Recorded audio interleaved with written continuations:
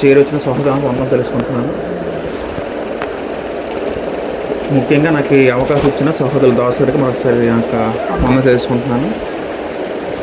ఇటువంటి కృతజ్ఞత కూటమి ఏర్పాటు చేస్తున్న చంటి కుటుంబానికి మరొకసారి నా యొక్క వందనాలు తెలుసుకుంటున్నాను. సహోదరి జన్మదినం బట్టి మనం ఈ కృతజ్ఞత కూటమి ఏర్పాటు చేయడం జరిగింది. అందుబట్టి మనం అందరూ కూడుకుని ఉన్నాం.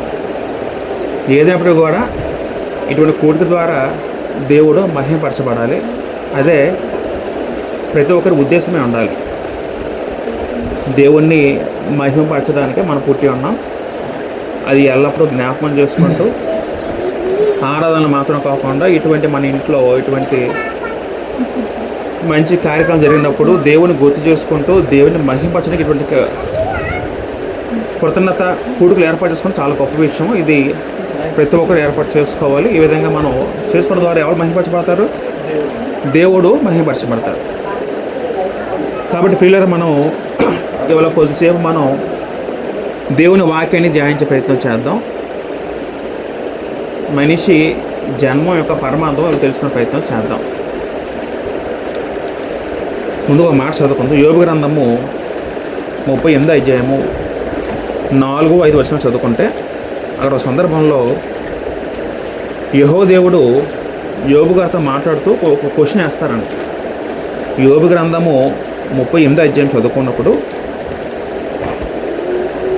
అప్పుడు యెహోవా సుడిగాలులో నుండి ఇలాగ యోబునకు ప్రత్యుత్తరం ఇచ్చాను అనే సందర్భం ఉంటుంది. సందర్భం ఏంటంటే యోబు గారికి చాలా కష్టాలు వచ్చేయలేవా? అయితే నాకు ఎందుకు కష్టాలు వచ్చాయి? నేను నిర్దోషంగా బ్రతికాను కదా, నేను భక్తుడుగా జీవించిన కదా అని తన బాధలు చెప్పుకుంటూ దేవుడిని క్వశ్చన్ చేస్తారు. కొన్ని అంటే మనం ముందు సాధ్యాలు చదువుకుంటే దేవుడు క్వశ్చన్ చేయడం జరుగుతుంది. అప్పుడు యోబు గారి ప్రతిస్పందనగా దేవుడు స్పందిస్తూ అప్పుడు దేవుడు చెప్తున్న మాటలన్నీ కూడా ఈ అధ్యాయంలో ఉంటుందని అలా చదువుతున్నప్పుడు అప్పుడు యెహోవా సుడిగాల నుండి ఇలాగ యోబును ప్రత్యుత్తరం ఇచ్చెను అని దేవుడు సుడిగాలను ప్రత్యక్షమై యోబుని క్వశ్చన్ చేస్తున్నాడు దేవుడు. అలా దేవుడు క్వశ్చన్ చేసినప్పుడు అనేక క్వశ్చన్లు అడుగుతూ ఉంటారండి. అక్కడ ఎవరు అడుగుతున్నారు క్వశ్చన్లు? సర్వశక్తుడైన యెహోవా దేవుడు మనిషి అయిన యోబుతో అంటున్న ప్రశ్నలో ఒక ప్రశ్న ఏముంటుందంటే 4వ చదువుకుంటే నేను భూమికి పునాదులు వేసినప్పుడు నీవెక్కడ నుంటివి, నీకు వివేకము కలిగి ఉన్నాడలో చెప్పు అని పదం వాడారండి. ఈ మాటలు అంటుంది ఎవరు? సర్వశక్తుడైన దేవుడు. ఎవరితో అంటున్నారు మాటలు? యోబు గారితో అంటే ఏమని అంటున్నారు? నేను భూమికి పునాదులు వేసినప్పుడు నీవెక్కడ ఉన్నావు అని దేవుడు క్వశ్చన్ చేయడం జరుగుతుందని.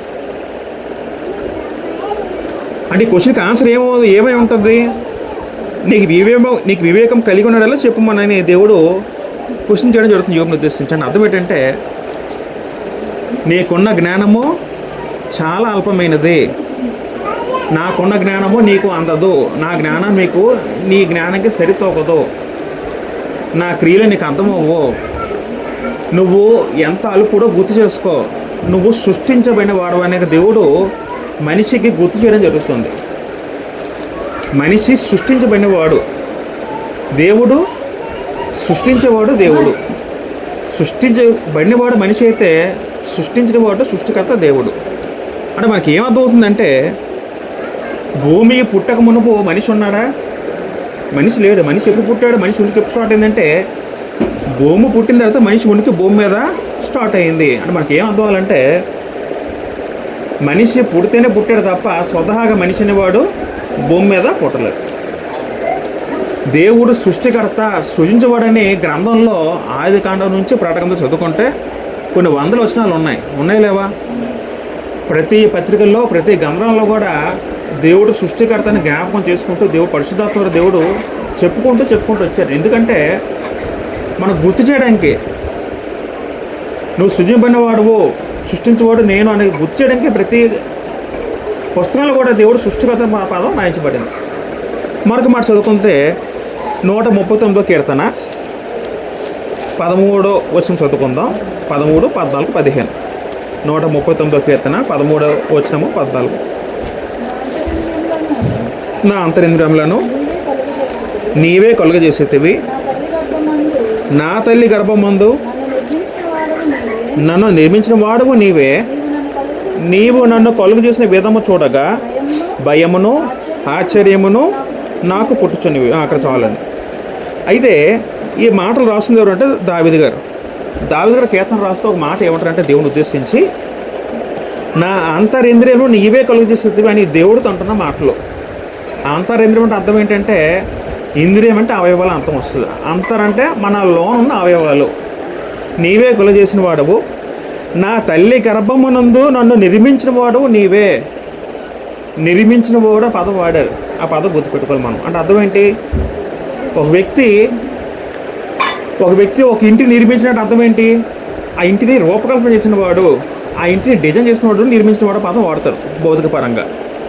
దావీదు ఏమన్నారంటే, నా తల్లి గర్భం ముందు, నేను పుట్టక ముందు నేను తల్లి కడుపులో ఉంటే, ఆ తల్లి కడుపులో నేను నిర్మించిన వాడు ఎవడని చెప్తున్నారు దావీదు? నాయన నువ్వే అని దేవుని ఉద్దేశిస్తూ అంటున్నారండి.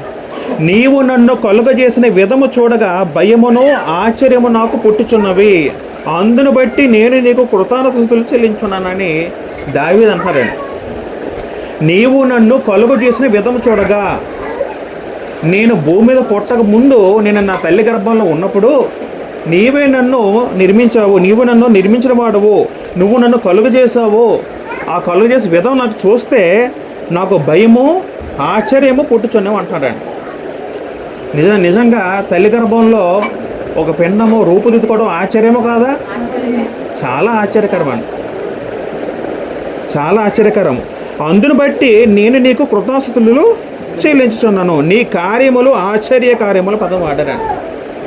దేవుని కార్యములు ఎలాంటివట? దేవుడు ఆశ్చర్యకరుడైతే ఆయన కార్యాలు ఎలాంటివి? ఆశ్చర్యం అంటే అర్థం ఏంటంటే మనకి ఊహకందనివి, మనకు సంభ్రమాశ్చర్య గురి చేసేవి, మనం ఎప్పుడు కననివి, మనం ఎప్పుడు వినని వాటిని ఆశ్చర్య పదం వాడతారండి. నిజంగా పిల్లరా, మనం కొన్ని మాటలు మనం చదువుకున్నప్పుడు మానవ దేహం దేవుడు ఎంత చక్కగా సృష్టించారంటే, తండ్రి నుంచి తల్లి గర్భం ముందు పడిన ఒక చిన్న బీజము, శుక్రకణ బీజము తల్లి గర్భంలో ఫలదీకరణ చెంది నవమాసాలు మోయబడి, ఆ నవమాసాల్లో ఎంతో క్రియ జరుగుతుందండి. గర్భంలో మనిషి అవయవాలు రూపొందించుకుంటాయి కొద్ది కొద్దిగా. కళ్ళు కానీ, చెవులు కానీ, చేతులుగా ఇలా రూపొందించుకొని ఒక పిండ అభివృద్ధి చెంది 9 నెలల తర్వాత ఒక వ్యక్తి భూమి మీద పడడం జరుగుతుంది. అవన్నీ చూస్తే దావీదు అంటున్న మాట ఏంటంటే, అంటే దేవుని గొప్పదనం అంతా ఎక్కడ తెలుసుకోవచ్చు అంటే, ఎక్కడ తెలుసుకోవచ్చు? దావీదు చెప్తున్నాడు, నువ్వు మనుషులు కొలిచే విధం చూస్తే ఆ ఒక్క విషయం చాలు. ఒక మనుషులు పుట్టబడ్డం అనేది భూమి మీద, ఆ మనిషి ఎలా పుట్టాడో తెలుసుకుంటే అక్కడే దేవుని యొక్క గొప్పతనం అర్థమవుతుంది. ఇక దావీదు దేవుని హెచ్చిస్తూ, అందుబట్టి నేను నీకు కృతజ్ఞతలు చెల్లించున్నాను అంటారండి. నిజంగా మానవ దేహము దేవుడు నిర్మించిన అద్భుతాలు చాలా గొప్ప అద్భుతం అండి. అంతరింద్రియ పదం వాడారు. మన అవయవాలు ఏమున్నాయి? లోన గుండె ఉంది, కిడ్నీ ఉంది, లివర్ ఉంది. అవి ఎంత పనిచేస్తుందో తెలిసిన మన ఇంట్లో, మన బాడీలో మనకు తెలియని ప్రపంచం మన బాడీలో ఉందని. మన గుండె నిమిషానికి 72 సార్లు కొట్టుకుంటుంది, ఒక రోజులో 1,00,000 సార్లు కొట్టుకుంటుంది. మన గుండె పని ఏం చేస్తుంది? గుండె రక్తాన్ని సరఫరా చేస్తుంది బాడీ అంతటా కూడా. సైంటిస్ట్ చెప్పిన మాట ఏంటంటే, ఒక వ్యక్తి జీవితకాలంలో తన గుండె ఎంత రక్తాన్ని పంపు చేస్తుందంటే, ఆ రక్తాన్ని అంతా ఒక తోడి ఉంచితే, మనం ఇప్పుడు చూసే ఒక ట్రైన్ ఎంతైతే ఉంటుందో, ట్రైన్ పెట్టినంత రక్తాన్ని నింపి అనుకోండి, ఎంత రక్తం ఉంటుందో అంత రక్తాన్ని మన గుండె పంపు చేస్తాడండి. గుండె అంత రక్తాన్ని పంపు చేస్తాడు. మన కిడ్నీలు ఎన్నో లీటర్ల గ్యాలన్ల వాటర్ని, ఎంతో ఒక చెరువు అంత వాటర్ మనం జీవితం మొత్తం తాగుతూ ఉంటే అవంతా ఫిల్టర్ చేసి కిడ్నీలు అనేవి పనిచేస్తూ ఉంటాయి. మన కాలేయం అనేది, మన తిన్న ఆహారం ఉందో, మన చెడు పదార్థాలు, విష పదార్థాలన్నీ కూడా అది పక్క సైడ్ చేసి అలాగే లివర్ పనిచేస్తూ ఉంటుంది. మన రోజులో మన బాడీ మొత్తంలో కూడా ఎన్నో కోట్ల కణాలు చర్మం ద్వారా బయటకు వచ్చి మళ్ళీ కొత్త కణాలు పుడుతూ ఉంటాయి. ఇవన్నీ కూడా సైంటిస్టులు ఈ నేటి కాలంలో ప్రపంచానికి చెప్పిన మాటలు ఇవన్నీ కూడా. మన శరీరం వివరించుకుంటే ఎన్నో అద్భుతాలు ఉంటాయండి. మనలో ఉన్న రక్తనాళాలు ఏవైతే ఉంటాయో, రక్తనాళాలు అంటే అర్థం ఏంటి? రక్తాన్ని సరఫరా చేస్తే రక్తనాళాలు. ఈ రక్తనాళాలన్నీ ఒక వ్యక్తి శరీరంలో రక్తనాళాలను తీసి భూమిని పరిస్తే 1,00,000 కిలోమీటర్లు ఉంటుంది అక్కడ. ఏంట సృష్టి అసలు, ఎంత గొప్ప అద్భుతమైన దేవుని సృష్టి. ఒక మనిషి ఒక రోబోట్ తయారు చేయలేదు, కానీ ఒక మనిషిని తయారు చేయలేడు. మన బాడీలో రోజు కూడా ఎంతో ఫంక్షనింగ్ అవుతూ ఉంటుంది. మన కన్ను ఇంచుమించు ఎంతో కొన్ని మెగాపిక్సెల్ ఉంటుందట. నేను ఎక్కడ చూసాను నెట్లోని, చాలా మెగాపిక్సెల్ ఉంటుందండి. 576 మెగాపిక్సెల్ మన కన్ను చూస్తాట రోజు. మన నోట్లో ఉన్న రుచి కలికలు నాలుక మీద ఎన్నో ఉంటాయట. ఇలాగా బాడీ మొత్తం కూడా ఒక అద్భుతం మన మానవ శరీరం అనేది. ఒకరి వేలిముద్ర ఉంటుందా? మీ వేలిముద్ర నాకు ఉండదు, నాకు మీకు ఉండాలి. ప్రపంచంలో ఏ మానవుడు కూడా వేలిముద్ర మరొక మానవుడితో ఉండదు, మ్యాచ్ అవ్వదు. అలాగుంటే ఎన్నో ఫ్రాడ్లు అయిపోతూ ఉంటాయి. అవునా కాదా? ఎంత గొప్ప విషయం అండి అది. ఇలాగా బాడీలోని దేవుడు ఎంతో గొప్పగా నిర్మించాడు. దావీదు తెలుసుకున్న మాట ఏంటంటే, తండ్రి నాయన అందుని బట్టి నేను నీకు కృతజ్ఞతలు చెల్లించున్నాను అంటాడు దావీదు. దేవుడు చెల్లించలేకపోతే అందరు బట్టి చెల్లించలేను. ఇంత గొప్ప శరీరం మనం పొందామంటే అది మామూలు విషయం కాదా. మరొక మాట చదువుకుందాం. ఇర్మీయా గ్రంథము 1 చదువుకుంటే, ఇర్మీయా గ్రంథము 1 చదువుకుందాం.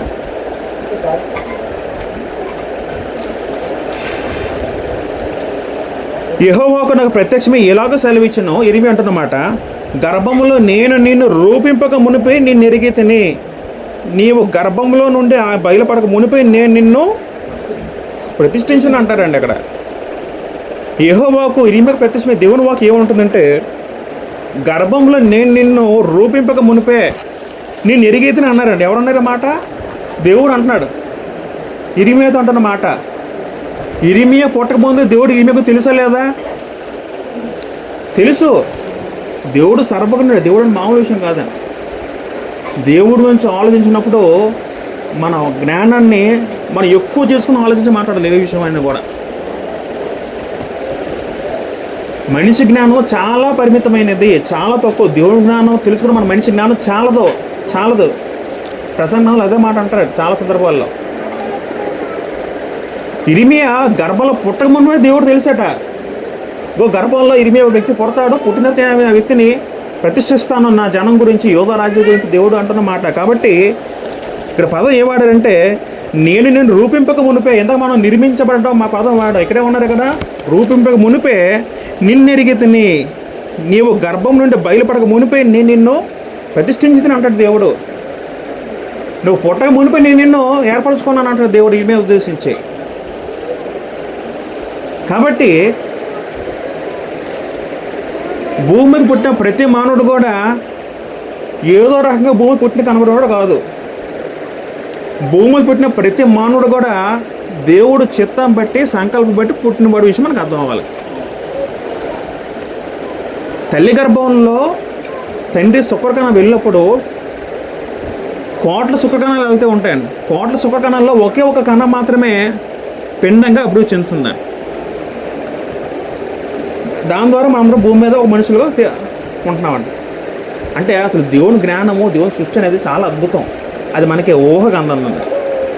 జకర్యా గ్రంథము 12 చదువుకుంటే, దేవుడు గర్భంలో మానవ దేహాన్ని రూపొందించినప్పుడు దేహంతో పాటు దేవుడు మనకి ఏమి ఇచ్చాడు?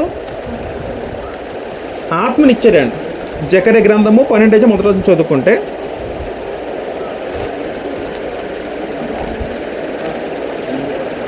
జకర్యా గ్రంథము 12 చదువుకుందాం.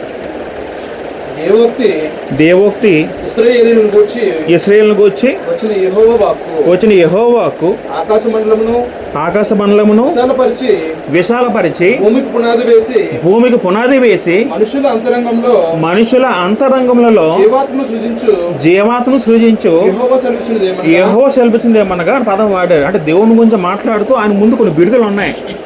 ఆకాశ మండలం విశాలపరిచి భూమికి పునాది వేసి మనుషుల అంతరంగంలో జీవాత్మను సృజించు యెహోవా. అంటే మనుషుల అంతరంగం అర్థం అంటే మనిషి శరీరంలో ఏముందట? ఆత్మ ఉంది. ఆత్మ ఎలాంటి ఆత్మట? జీవాత్మ, జీవించే ఆత్మ ఉంది గ్రంథం మనకు సెలవిస్తుంది. దేవుడు మనిషిని ఏర్పాటు చేసినప్పుడు శరీరం మాత్రం కాదు, కానీ శరీరంలో ఏముంచాడు దేవుడు? జీవాత్మ ఉంచాడు. శరీరం 3 భాగాలుగా ఉంటే మొదట శరీరము, ప్రాణము, ఆత్మ. ప్రాణం అంటే శరీరాన్ని ఆత్మ కలిపి ఉంచితే ప్రాణం. మానవ దేహంలో ఉన్న రక్తం ఏదో ఉందో రక్తంలో ప్రాణంగా చెప్పారు. రక్తమే ప్రాణం పదం ఉంది కదా గ్రంథంలో చాలా మట్లు. రక్తం ప్రాణం ఏం చేస్తుంది? శరీరాన్ని ఆత్మని కలిపి ఉంచుతుందండి. ప్రాణం పోయిందంటే అర్థం ఏంటి? ఈ రెండు వేరైపోయిన అర్థం. మనం ప్రాణం పోయింది అంటాక చనిపోయిన వ్యక్తులు అంటే అది అర్థం ఏంటి? శరీరం ఆత్మ వేరైపోయిందండి. కాబట్టి మానవ శరీరంలో ఏముందట? జీవించే ఆత్మ. ఆ జీవించే ఆత్మ పెట్టింది ఎవరు? దేవుడు. ప్రసంగ గ్రంథము 12:7 చదువుకుంటే,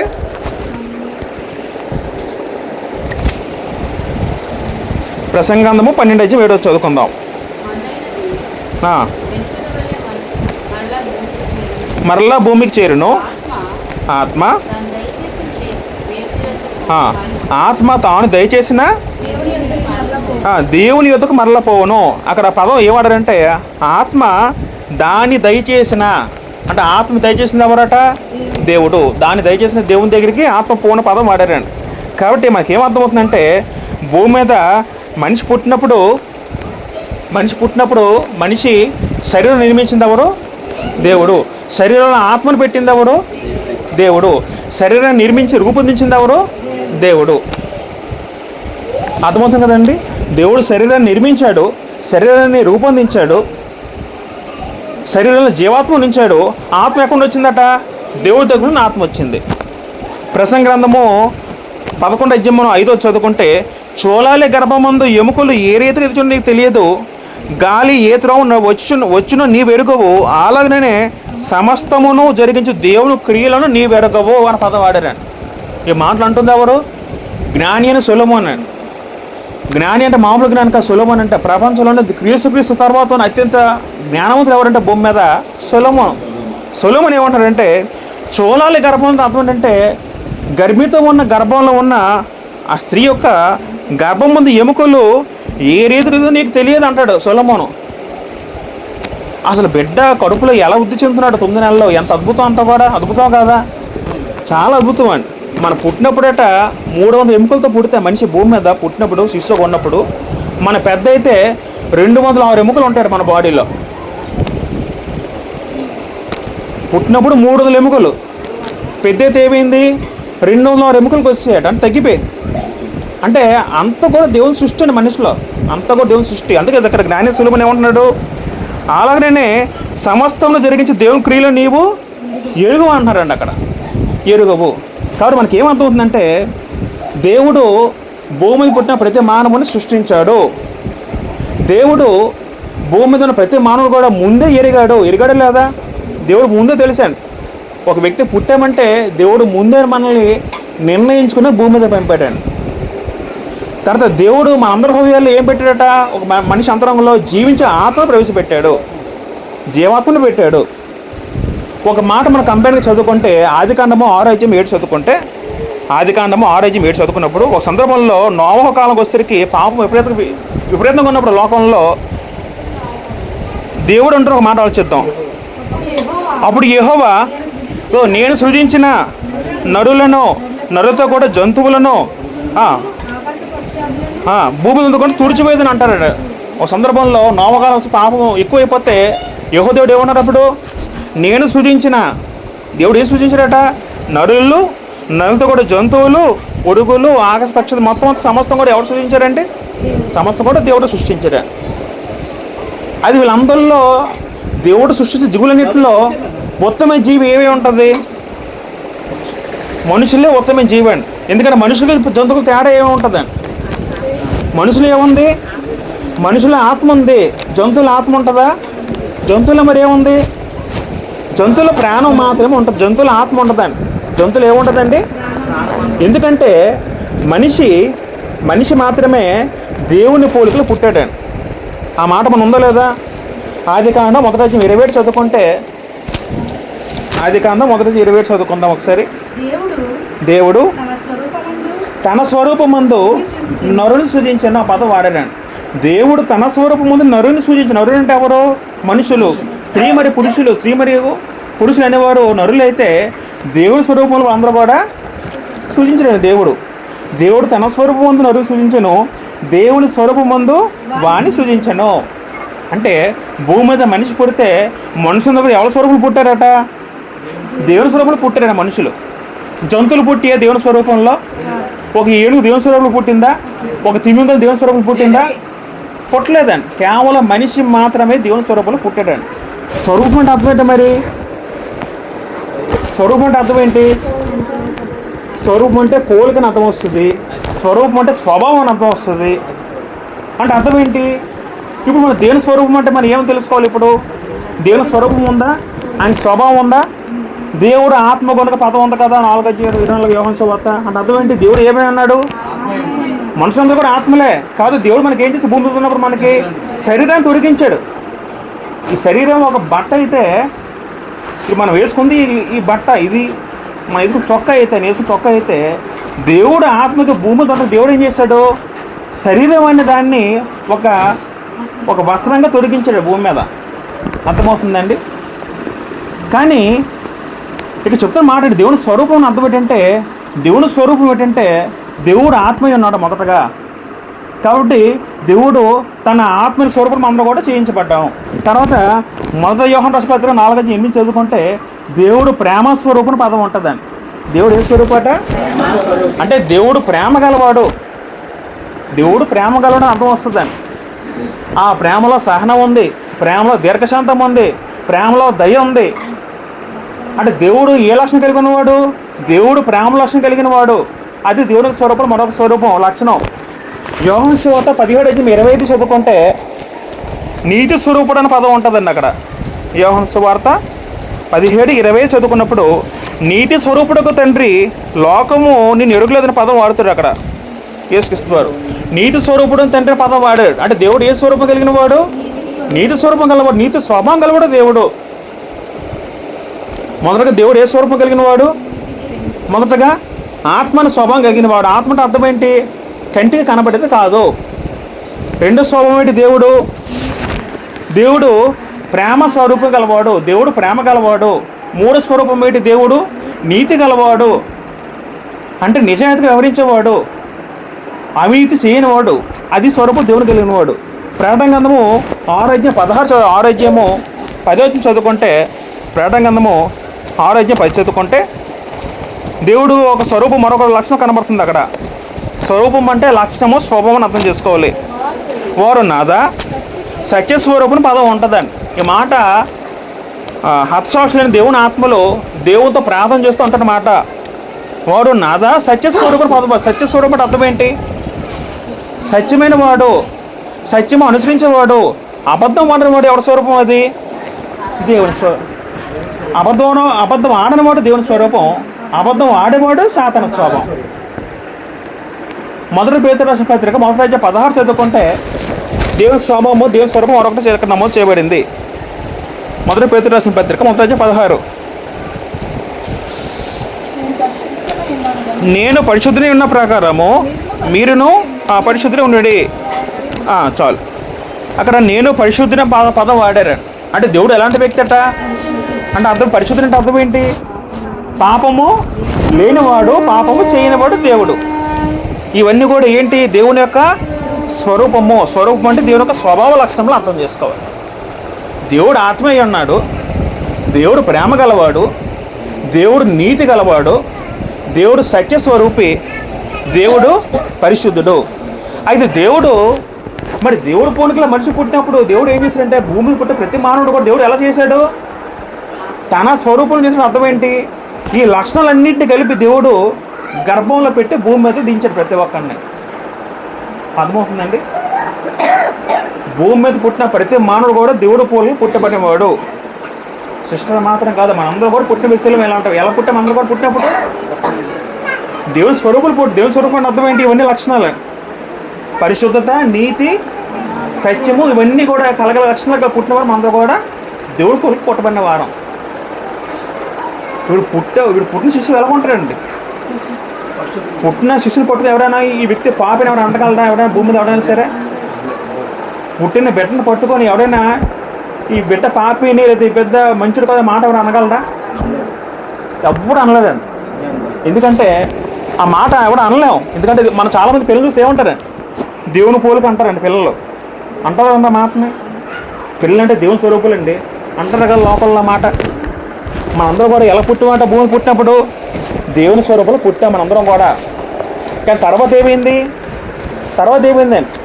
ప్రసంగ గ్రంథము 7:20 చదువుకుంటే, ప్రసంగ గ్రంథము 7:20 చదువుకున్నప్పుడు దేవుడు నరులను యథార్థంగా పుట్టించను కాగా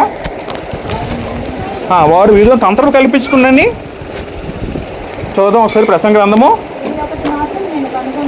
ఇదొకటి మాత్రం కనుక్కుంటుని ఏమనగా దేవుడు నరులను యథార్థంగా పుట్టించను కానీ వారు వివిధమైన తంత్రములు కల్పించుకుని ఉన్నారు. ప్రసంగైన సొలొమోను ఏమన్నారంటే, నేను ఒకటి కనుగొన్నాను, నాకేం అర్థమైందంటే దేవుడు నన్ను ఎలా పుట్టించాడంటే భూమి పుట్టినప్పుడు యథార్థంగా పుట్టించడండి. అంటే అర్థం ఏంటి? దేవుని స్వరూపులు పుట్టాము అందరం కూడా. కానీ తర్వాత ఏమైంది? తంత్రం పుట్టించుకుంది ఎవరు? మనుషులు. అది ఎప్పుడు పుట్టిస్తే తంత్రాలు పెరిగి పెద్ద అవుతున్నప్పుడు వాళ్ళు మనుషులు ఏం చేస్తారంటే తంత్రములు అంటే అర్థం ఏంటంటే తంత్రాలకి మూలం ఎవరు? తంత్రానికి మూలం సాతాను. తంత్రగొట్టుడు సాతాను మనుషుల హృదయాల్లో దూరి మనుషులను ప్రేరేపించి పాపం చేసేలా ప్రేరేపించి మనుషులు ఏం చేశాడు? వాడు దాడి దెబ్బలు చేసి దేవుని స్వరూపంలో మనుషులు ఏం చేశాడు? వాడి వ్యక్తి పక్కకి లాగాడండి. దేవుని స్వరూపంలో పుట్టిన మనిషి ఏం చేశాడు? సాతాను పక్కన లాగి వాడి స్వభావంలో మార్చేసుకున్నాడు మనుషుల్ని. అర్థమవుతుందండి? మనిషి పుట్టినప్పుడు ఎవరి స్వభావంలో పుట్టాడు? మనుషులు దేవుని స్వభావంలో పుట్టాడు మనిషి. దేవుని స్వరూపంలో పుట్టిన మనిషి ఎలా మారాడు? పెరిగి పెద్ద అయిన తర్వాత సాధారణ స్వభావం మారిపోయాడు. యేసు మాట అన్నాడు లేదా? యోహాను సువార్త 8:40 చదువుకుంటే, యోహాను సువార్త 8:40 చదువుకున్నప్పుడు మీరు మీ తండ్రి యొక్క అపవాది సంబంధ పదం వాడారండి యేసుక్రీస్తు వారు.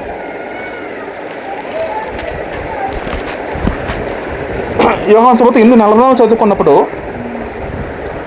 మీరు మీ తండ్రి యొక్క అపవాది సంబంధులు, మీ తండ్రి దురాశలు నెరవేర్చుకున్నారు. ఆది ఉండి వాడు నరహంతకుడు ఉండి సత్యమందు నిలిచినవాడు కాడు, వాని అంత సత్యమే లేదు అని పదం వాడారండి.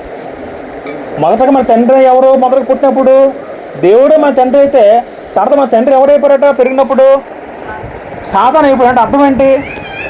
సాతాను తండ్రి అయిపోయినట్టు అర్థం ఏంటంటే సాతాను చెప్పిన పనులు చేస్తూ సాతాను స్వభావం తెలిసి అందరూ ఏమేమట?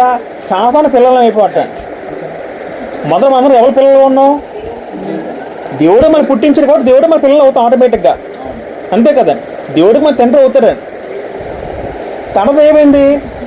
మనుషులందరూ ఏం చేశారు? దేవుని స్వరూపం వదిలి ఎవరి స్వరూపంలో మారే మనందరం కూడా. అప్పుడు ఏమైంది? మన తండ్రి కూడా ఎవరు అయిపోయాడు? అప్పుడు దేవుడిని మరి ఎవరి స్వరూపం మారిపోయాము? మారిపోయాం కాబట్టి మన తండ్రి ఇప్పుడు ఎవరైనప్పుడు అపవాది సాతాను మన తండ్రి అయిపోయాడు.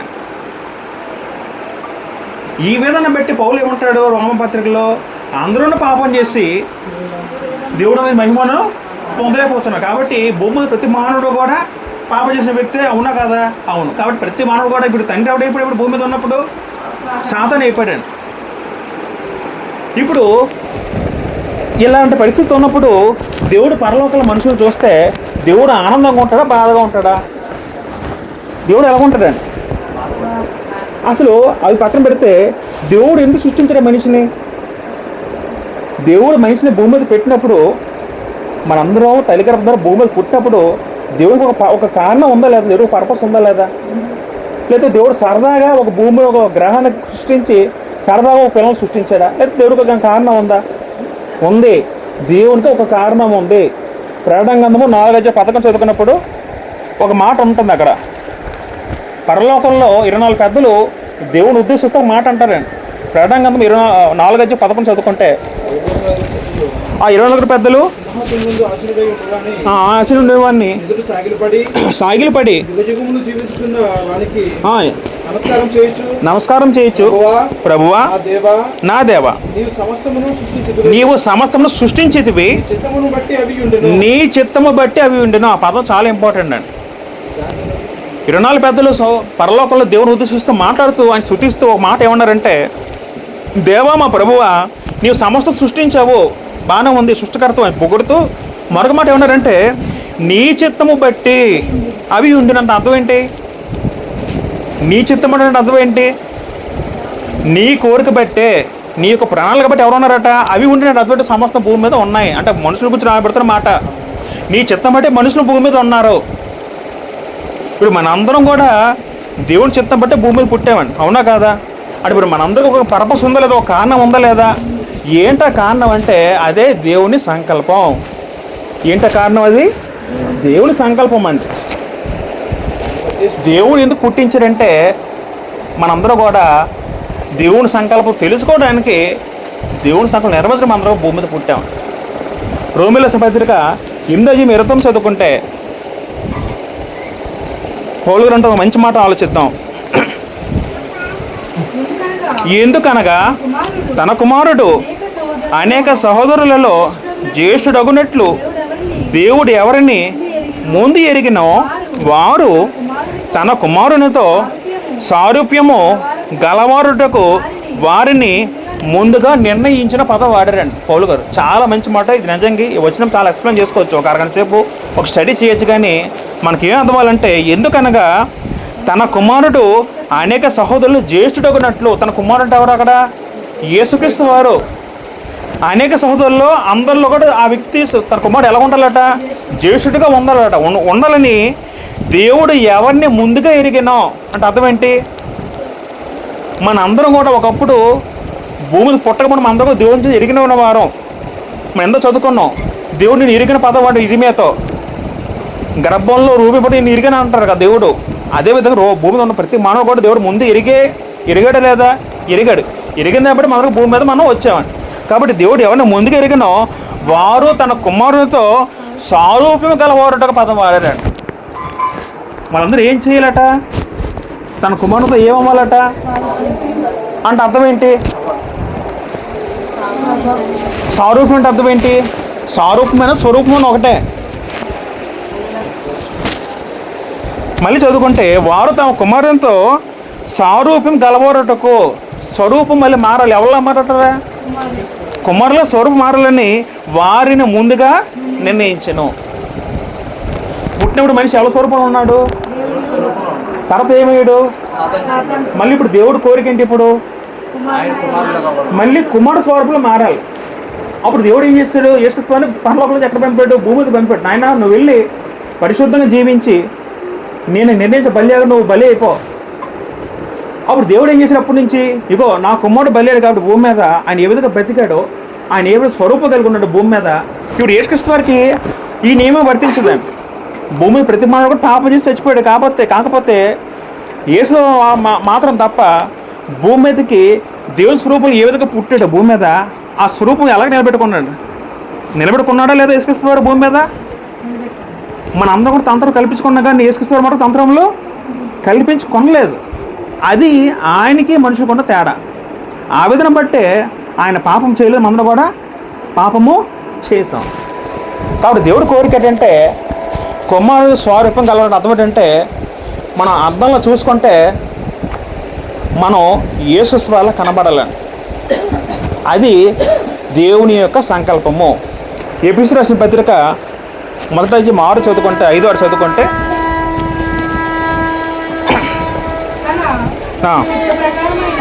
తన చిత్త ప్రకారమైన దయా సంకల్పం చొప్పున యేసుక్రీస్తు ద్వారా తనకు కుమారులుగా స్వీకరించుటకే మనలను ముందుగా తన కోసము నిర్ణయించుకున్న పదం ఉందండి అక్కడ చాయిస్. కాబట్టి తన చిత్త ప్రకారం దయా సంకల్పం చొప్పున, సంకల్పం ఎవరిది? తండ్రిని దేవుడిది సంకల్పం. ఆ సంకల్పం భాగం ఏంటంటే యేసుక్రీస్తు ద్వారా తన కుమారుడిని యేసుక్రీస్తు ద్వారా తనకు కుమారులుగా స్వీకరించుటకై. దేవుని సంకల్పం ఏంటంటే భూమి పుట్టిన ప్రతి మానవుడు మళ్ళీ ఎలాగవ్వాలట? తిరిగి కుమారుడు అవ్వాలి దేవుడికి. ఆ కుమారత్వం ఎలా జరగాలి? క్రీస్తు ద్వారా జరగాలని. అలా జరగాలని మనల్ని ముందుగా తన కోసం నిర్ణయించుకుని ఇది ఎప్పుడో జరిగిన సంకల్పనని దేవుడు చెప్పడం జరుగుతుంది ఈ పత్రికల ద్వారా. కాబట్టి పిల్లరా, దేవుని కోరిక ఏంటంటే మనందరూ కూడా దేవుని వల్ల పుట్టిన వాళ్ళ భూమి మీద భూమి పుట్టినప్పుడు ఎవరు ఆనందిస్తారు? ఇంట్లో సభ్యులు ఆనందిస్తారా లేదా? ఆనందిస్తారా లేదా? ఇంట్లో పుట్టినప్పుడు ఆనందిస్తారా? దేవుడికి అప్పుడు ఆనందం ఉంటుందా? పుట్టినప్పుడు దేవుడికి ఆనందం ఉంటుంది, కానీ పెరిగినప్పుడు దేవుడికి ఆనందం ఉంటుందా? ఉండదు. కాబట్టి దేవుడు తిరిగి కోరుకుంటే మనుషుల ద్వారా తిరిగి దేవుని మూలంగా పుట్టాలటండి. మళ్ళీ ఎలా పుట్టాలండి? దేవుని మూలంగా పుట్టాలి. పదం ఉందండి. యోహాను సువార్త 12:13 చదువుకుంటే అక్కడ పదం వాడారు. యోహాను సువార్త 12:13 చదువుకుంటే, తన్ను ఎందరు అంగీకరించిరో వారందరికీ, అనగా తన నామమందు విశ్వాసం ఉంచిన వారికి దేవుని పిల్లలగుటకు ఆయన అధికారము అనుగ్రహించెను అని పదం వాడారండి. ఇంకా చదువుకుంటే 13 చదువుకుందాం. వారు దేవుని వలన పుట్టిన వారే కానీ రక్తము వలనైనను, శరీరేచ్ఛ వలనైనను, మనుష్యేచ్ఛ వలనైనను పుట్టినవారు కారు. ఇప్పుడు ఈ సంకల్పం నెరవేర్చబడాలంటే భూమి మీద దేవుడు ఒక నిబంధన పెట్టాడు. ఏంటంటే నిబంధన అంటే, ఇప్పుడున్న మానవులకి ఇప్పుడున్న వీధి ఏంటంటే మనందరూ కూడా తిరిగి దేవుని మూలంగా పుట్టాలటండి. మనిషిగా పుట్టడం మన కుటుంబానికి సంతోషం, కానీ దేవునికి సంతోషం లేదు. దేవుని కోరికట్టే మనం ఎలా పుట్టాలి? తిరిగి దేవుని మూలంగా పుట్టాలంటే, దేవుని మూలంగా పుట్టాలంటే అర్థం ఏంటి? అంతే, బాప్తిస్మమే. తిరిగి దేవుని వల్ల పుట్టాలి. దేవుని పుట్టడం అంటే అర్థం ఏంటంటే, ఇక్కడ పదం ఏమంటే పని చదువుకుంటే, తను ఎంత అంగీకరించారు అంటే యేసుక్రీస్తుని అంగీకరించి, యేసుక్రీస్తుని విశ్వాసం ఉంచి, దేవుడు ఎవరో తెలుసుకొని దేవుని రాజ్యం మీద అర్థమయ్యి, ఎవరైతే విశ్వాసం ద్వారా బాప్తిస్మం పొందుతారో అందరూ కూడా దేవుని పిల్లలు ఒకటకు అధికారం అనుగ్రహించను. ఒక విధంగా మనందరూ పుట్టిన విధానం బట్టి మనందరూ దేవుని పిల్లలే, దేవుని కుమారులే భూమి మీద. కానీ దేవుడికి అది చాలదు. సంకల్ప ప్రకారం మనం తిరిగి పుట్టాలండి. అది ఎలా వర్తిస్తుంది? అది బాప్తిస్మం ద్వారా అది మనం తిరిగి దేవుడికి మనం ఏమవుతాం? తిరిగి పుడతాం దేవునికి. యాకోబు రాసిన పత్రిక 1:10 చదువుకుంటే, యాకోబు పత్రిక 1:10 చదువుకుందాం. ఆయన తాను సృష్టించిన వాటిలో మనం ప్రథమ ఫలము ఉండినట్లు సత్యవాక్యము వలన మనలో తన సంకల్ప ప్రకారము కనెను. మనం పుట్టినప్పుడు మన తల్లి కంటారు మనల్ని, అంటే దేవుడే పుట్టించిన మనల్ని, దేవుడు కూడా కంటారని అర్థం వస్తుంది. కానీ ఆ కంటంలో దేవుడు సంతోషిస్తాడా? దేవుడు సంతోషించడండి. దేవుడు ఎప్పుడు సంతోషిస్తాడు? మళ్ళీ తిరిగి సంకల్ప ప్రకారం ఎవడతో మళ్ళీ కనబడతాడో, రెండోసారి ఎవడో పుట్టబడతాడో భూమి మీద, అప్పుడు ఆ వ్యక్తి వల్ల దేవుడు సంతోషిస్తాడు. అందుకే పదం ఏవాడారు ఇక్కడ? ఆయన తాను సృష్టించిన వాటిలో ప్రథమ ఫలంగా ఉండినట్లు సత్యవాక్యము వలన పదం వాడారండి. సత్యవాక్యము వలన మనందరం తిరిగి పుట్టాము అని పదం వాడారండి. సత్యవాక్యం వలన మనలను తన సంకల్ప ప్రకారము కనెను పదం వాడారండి. మళ్ళీ దేవుడు మళ్ళీ తిరిగి ఎప్పుడు కన్నాడంటే బాప్తిస్మంలో కన్నాడండి. ఆ కన్నకు మూలం ఏంటి? సత్యవాక్యము. ఒక వ్యక్తి ఎలా రక్షించబడతాడో భూమి మీద ఉన్నప్పుడు ముందు వ్యక్తి ఏ వినాలి?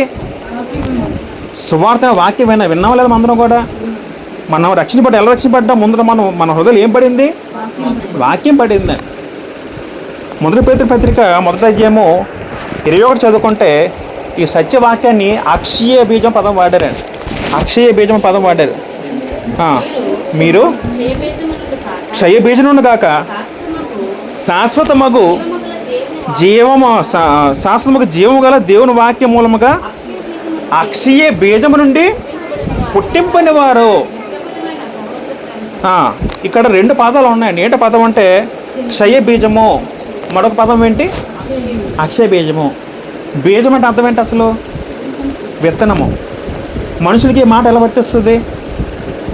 క్షయ బీజం అంటే మనిషి తండ్రి ద్వారా వచ్చి శుక్రకణం క్షయ బీజంగా పిలబడితే, అక్షయ బీజం అంటే అర్థం ఏంటి? వాక్యాన్ని అక్షయ బీజంతో పోల్చారండి.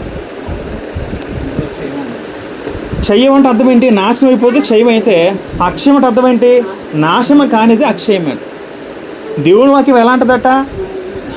నాశనం లేని వాక్యం అండి. మనిషి ఉన్న శరీర కారణం ఎలాంటిది? అది క్షయమైందండి. మనం క్షయబీజం పుట్టాం. ఎప్పుడు? తండ్రి ద్వారా తల్లి గర్భంలో మనం పుట్టాం. అది క్షయబీజం అయితే దేవుడు మాట రాసిన మాట ఏంటంటే క్షయబీజం కాక మీ అందరూ ఎలా పుట్టాలట? అక్షయబీజం పుట్టాలి. అంటే అర్థం ఏంటంటే నాశనం లేనిది, ఇంకా విలువైనది, శాశ్వతముకు జీవము గల దేవుని వాక్య మూలముగా మీరు పుట్టబని వారి పదం వాడారు. అది ఎప్పుడు వర్తిస్తుంది పదం? అది బాప్తిస్మలో రాయబడిన మాట. దీన్నే దేవుని మూలంగా పుట్టడము, దేవుని వలన పుట్టడము, అక్షయ బీజం నుండి పుట్టింపబడిన వారు, ఇవన్నీ కూడా దేని సాదృశ్యం అంటే బాప్తిస్మానికి సాదృశ్యంగా వాడబడిన మాటలు. మనందరూ తెలిసిన మాట. యోహాను సువార్త 3:3 చదువుకుంటే ఆ పుట్టడాన్ని దేవుడు యేసు వారు ఏ విధంగా మాట్లాడారో ఒకసారి ఆలోచిద్దాం. యోహాను సువార్త 3:3 చదువుకుందాం ఒకసారి. అందుకు యేసు అతనితో ఒకడు క్రొత్తగా జన్మిస్తే కానీ అతడు దేవుని రాజ్యమును చూడలేడని నీతో నిశ్చయముగా చెప్పుచున్నాను నేను. వారు మళ్ళీ తిరిగి ఎలా జన్మించాలట? ఎలా పుట్టాలంటే కొత్తగా పుట్టాలట. ఆల్రెడీ తల్లి గర్భంలో ఒక వ్యక్తి పుట్టాడు. నికోదేముకి అదే డౌట్ వచ్చింది. నేను మళ్ళీ మళ్ళీ కొత్తగా ఎలా పుట్టాలని క్వశ్చన్ అడిగినప్పుడు ఆయనకు అర్థం అవ్వలే. అది ఆత్మ సంబంధం రాయబడిన మాట. కాబట్టి 5 చదువుకుంటే ఒకరు నీటి మూలంగాను ఆత్మ మూలంగాను జన్మిస్తే కానీ దేవుని రాజ్యంలో ప్రవేశం లేదు నీతో నిశ్చయంగా చెప్తున్నాను. కాబట్టి దేవుని మూలంగా పుట్టబడిన అర్థం ఏంటంటే పిల్లరా, అది మనం శాశ్వతమైన అక్షయ బీజము, నాశనం లేని బీజం మనలో ఉంటే, మన హృదయంలో ఫలిస్తే సువార్త వాక్యం ద్వారా, ఆ వాక్యం ద్వారా మారు మనసు పొంది మన పాపాలు విడిచిపెట్టి మన బాప్తిసం తీసుకుంటే, ఆ బాప్తిసం మనం ఎవరు పుడతామంటే తిరిగి మనం దేవుడికి పుడతామండి. మొదటగా ఎవరు మన దేవుడు మనం పుట్టించింది ఎవరు? మొదట పుట్టించింది ఎవరు మనల్ని? దేవుడే. రెండోసారి కూడా పుట్టించింది ఎవరు అంటే ఇదే దేవుడు. ఏమంటే దేవుడు కోరుకుంది ఏంటంటే సంకల్ప ప్రకారం ఎవరైతే కనబడతాడో దాన్ని వాడిని దేవుడు యాక్సెప్ట్ చేస్తాడని అర్థమవుతుందండి. మన మనుషులకు పుట్టినప్పుడు దేవుడికి ఆనందం లేదు, అది ఒక దేవుడి ప్రణాళికలో భాగం కాదు. కానీ దేవుడి కోరిక ఏంటంటే ప్రతి మానవుడు కూడా, భూమి ప్రతి మానవుడు కూడా సంకల్ప ప్రకారము పుట్టాలి, సంకల్ప ప్రకారము కనబడాలి. అది దేవుని యొక్క కోరిక, దేవుని చిత్తమే ఉందండి. ఆఖరి మాట చదువు ముగించేది. 1 యోహాను రాసిన పత్రిక 5:4 చదువుకుంటే ఈ విధంగా దేవుని మూలకు పుట్టబడిన వారు ఎలాంటి వాళ్ళు అక్కడ గ్రంథంలో చెప్తుంది. దేవుని మూలకు పుట్టిన వారు అందరూ కూడా లోకమును జయించుదురు, లోకం జయించిన విజయము మన విశ్వాసమే. కాబట్టి దేవుని మూలకు పుట్టిన వారు అందరూ కూడా ఏం జయిస్తారట? లోకం జయిస్తారట. అర్థం ఏంటంటే దేవుని మూలకు పుట్టిన అర్థం ఏంటంటే బాప్తిసం ద్వారా దేవుడు మనకు అంటాడు. తర్వాత మనం ఏం చేయాలంటే లోకాన్ని జయించిన అర్థం మనం అప్పుడు శాతాన్ని జయించగలం, పాపాన్ని జయించగలం, లోకాన్ని జయించగలం, శోధన జయించగలం. పిల్లరా, మనం ఎంతవరకు మనకు అర్థమైంది, మనం నేర్చుకుంది ఏంటంటే మొదటగా దేవుడు సృష్టికర్త అనే విషయం మనకు అర్థమైంది. దేవుడు చాలా ఆశ్చర్యంగా అద్భుతంగా దేవుడు మనుషులు సృష్టించాడు. ఈ మానవ దేహంలో అంతకన్నా విలువైన ఒక ఆత్మ ఉంది. ఈ ఆత్మకు సృష్టించింది ఎవరు? దేవుడు. దేవుడు మనిషి దేవుని పోలిక సృష్టించబడ్డాడు. దేవుని స్వరూపంలో దేవుడు మనిషి సృష్టించాడు. ఏంట స్వరూపము? నీతి స్వరూపము, పరిశుద్ధత, ప్రేమ, ఇవన్నీ కూడా దేవుని స్వరూపం, దేవుని స్వభావ లక్షణాలు. అయితే ఆ స్వభావ లక్షణాలు దేవుడు మన అందరూ పుట్టించాడు. కానీ పుట్టిన ద్వారా దేవుడికి సంకల్పం నెరవేర్చబడిందా? నెరవేర్చబడలేదు. ఎందుకంటే పుట్టిన ప్రతి మానవుడు కూడా పెరిగి ఏమవుతాడు? పాపం చేస్తాడు. పుట్టిన ప్రతి మానవుడు దేవుడి స్వభావం పుడితే తర్వాత ఎవరి స్వభావం మార్చుకుంటాడు? మనిషి శాత స్వభావం మార్చుకున్నాడు. మన అబద్ధం వారితో ఎవరి స్వభావం మారిపోయి మళ్ళీ శాత స్వభావం మారిపోయాడు. అప్పుడు దేవుడు ఏం చేశాడంటే తన కుమారుని భూమికి పంపి మన పాప పరిహారంగా ఆయన కుమారుని నుంచి తర్వాత దేవుడు పెట్టిన విధి ఏంటంటే మనం దేవునికి జన్మించాలి. అది ఎలాగా? బాప్తిసం ద్వారా. ఇప్పుడు మనందరూ కూడా తిరిగి పుట్టాం లేదా? దేవునిలో పుట్టామండి. మనందరూ 2 జన్మలు వచ్చాయి లేదా? వచ్చాయి. తన లోకం అందరూ 2 జన్మలు ఉన్నాయా? లేవు. ఒక మనిషి భూమి మీద 2 జన్మలు పొందితేనే వ్యక్తి దేవుడు యాక్సెప్ట్ చేస్తాడు, దేవుడు అంగీకారం ఉంటుంది తప్ప. కాబట్టి రెండోసారి పుట్టిన వ్యక్తి కూడా ఎలా పిలబడ్డాడంటే దేవుని మూలక పుట్టబడిన వాడు పదం వాడారు, దేవుని బీజం వల్ల పుట్టిన పదం వాడారు. దేవుడు కన్నారట బాప్తిస్మంలో. మన బాప్తిస్మం పొందిన నీటి మునగడం కాదని, బాప్తిస్మం పొందిన వెంటనే అక్కడ ఏమవుద్దంటే దేవుడు ఆత్మస్వరూపం మనకు అంటాడటండి. ఆత్మీయతల్లో దేవుడు మనకు అంటాడట బాప్తిస్మంలో. తిరిగి మనం దేవుడికి పుడతాం అంటండి. మన తల్లి పుడితే భౌతికంగా ఆత్మీయంగా దేవుడికి పుడతాం బాప్తిస్మంలో. అదంతా కూడా కనబడిన ప్రక్రియ, మనం చూడలేదు, అంత ఆత్మీయంగా జరిగే ప్రక్రియ. కాబట్టి ఆ విధంగా దేవుని జన్మిస్తే అది దేవుని సంకల్పం నెరవేర్చడం అవుతాం. మనం అందరూ నెరవేర్చాం కాబట్టి మనకు ఇష్టలుగా ఉంటాం దేవునికి. ఇంకా లోపల చాలామంది ఉన్నారు, అవన్నీ కూడా అవన్నీ చెప్పచ్చు బాధ ఎవరి మీద ఉంది? మనందరి మీద ఉంది. కాబట్టి మనం చాలా ధనీలము, మనం చాలా గొప్పవాడు. ఎందుకంటే మనం శైబిజన కాక అక్షయబిజన పుట్టమనేవారు మనందరం కూడా, అందుకు మన ధనీలం. కాబట్టి ఈ వాక్యాన్ని మన హృదయంలో మనం నెమరు వేసుకొని దేవుడి వాక్యం అందరూ మన హృదయంలో ఫలించను కాక. ఆమె అందరికీ వందనాలు నాకు అవకాశం ఇచ్చినందుకు.